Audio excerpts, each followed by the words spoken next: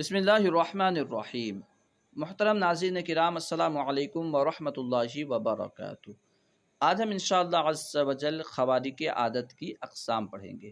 خرق عادت کی جمع ہے خوارق عادت یا خوارق عادات، اور خرق عادت کا معنی ہوتا ہے عادت کے خلاف بات، عادت کے خلاف کام، یعنی جو بات عام طور پر عادتاً نہیں ہوتی اسے کہتے ہیں خرق عادت۔ ٹھیک ہے، خوارق عادت کی 7 قسمیں ہیں۔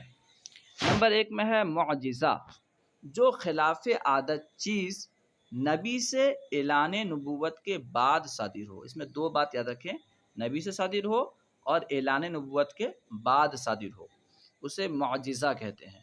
ٹھیک ہے۔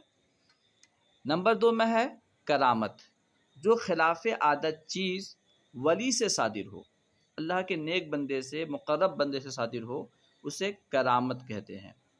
نمبر 3 معونت، جو خلاف عادت چیز عام مومنین سے صادر ہو، اسے معونت کہتے ہیں۔ بعض اوقات عام مومنین سے بھی خلاف عادت بات صادر ہو جاتی ہے تو اسے معونت کہتے ہیں۔ نمبر 4 ارہاس، جو خلاف عادت چیز نبی سے قبل نبوت ظاہر ہو، یعنی اعلان نبوت سے پہلے ظاہر ہو، اسے ارہاس کہتے ہیں۔ اسے کرامت میں بھی شمار کیا جاتا ہے اور مجازن معجزہ بھی کہہ دیتے ہیں۔ مجازن معجزہ کہتے ہیں، صحیح نام ارہاس ہے۔ نمبر 5 استدراج، جو خلاف عادت چیز کافر یا فاسق سے اس کے موافق ظاہر ہو، یعنی جیسا وہ چاہتا تھا ویسا ہی ظاہر ہو، اسے استدراج کہتے ہیں۔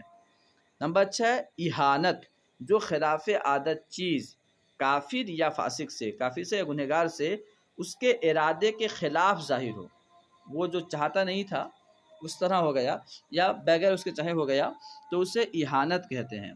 نمبر 7 سحر، جو خلاف عادت چیز عملیات کے ذریعے شیاطین کی مدد سے ظاہر ہو، اسے سحر کہا جاتا ہے، یعنی جادو کہا جاتا ہے۔